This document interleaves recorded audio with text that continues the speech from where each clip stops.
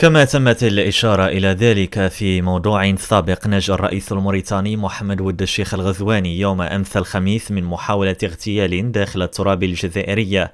تزامنت مع عودته من المعبر الحدودي بين موريتانيا والجزائر في اتجاه مدينة تندوف، وهي العملية التي أسفرت عن مقتل حارسه الشخصي وإصابة آخر بجروح خطيرة بسبب تعرض الموكب الرئاسي لطلقات نارية وليس حادثة سير كما يروج له إعلام الجزائر.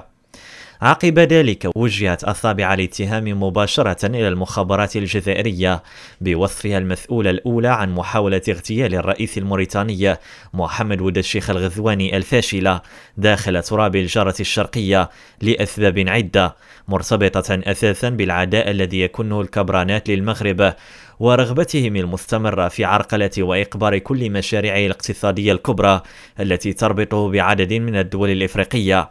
سيقول البعض: وما دخل الرئيس الموريتاني في هذا الصراع الجزائري المغربي؟ الجواب على هذا السؤال يمكنه في إعادة صياغته بشكل مختلف ليصبح: لماذا حاولت الجزائر تصفية ولد الغزواني؟ هنا يرى عددا من المحللين أن محاولة اغتيال الرئيس الموريتاني هي عملية مدبرة من طرف جهاز المخابرات الجزائرية بتنسيق مع عناصر موالية للرئيس الموريتاني السابق محمد ود عبد العزيز القابع حاليا في السجن على خلفية اتهامه في قضايا الفساد مرتبطة بفترة رئاسته للبلاد.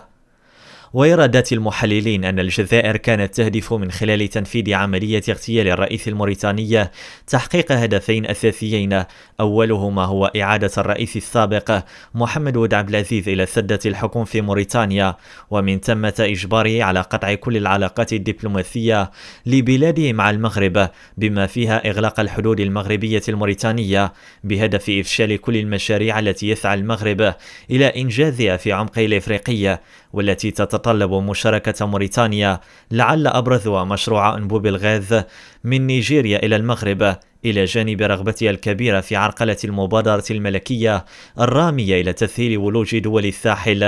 إلى المحيط الأطلسي.